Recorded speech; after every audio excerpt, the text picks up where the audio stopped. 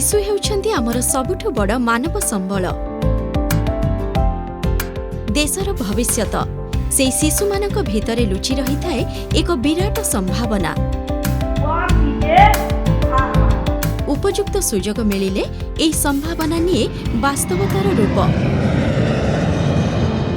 14 वर्ष बयस पर्यंत शिशु मानकर विभिन्न क्षेत्र रे नियोजन को आईन रे संपूर्ण निषेध करा जायछि। एणु एहाकु समर्थन बा प्रोत्साहन दियंतु नाही। कोमलमती शिशु मानकर पाठपढ़ा सांगकु सेमानकर सर्वांगीन उन्नति आमर लक्ष्य।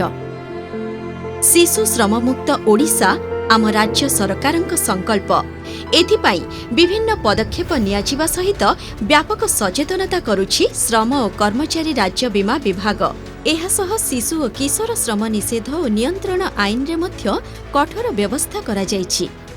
सेहिपरि 15 रु 18 वर्ष बयसर किशोर किशोरी को कौनसी विपद संकुल कामरे नियोजन करबा उपरे मध्य निषेधादेश रहिछि। एही बयसर पिलामानंकु अन्यान्य क्षेत्र रे नियोजित करबा उपरे केतेक कटकणा जारी करा जायछि।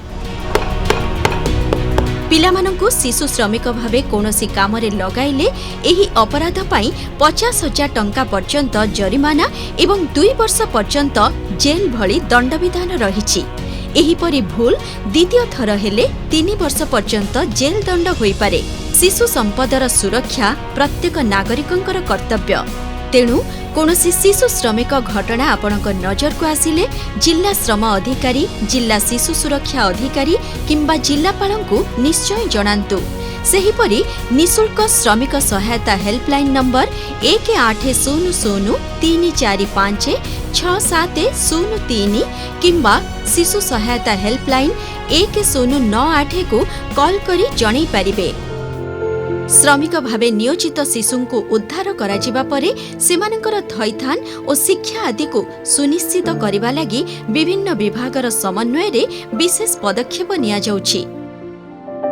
आसंतु आमे समस्ते मिलिमिशि शिशु अधिकार को सुनिश्चित करिबा।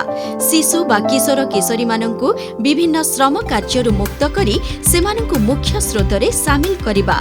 सेमानंक सुनेली भविष्यत गढ़िबारे सहायक हेबा।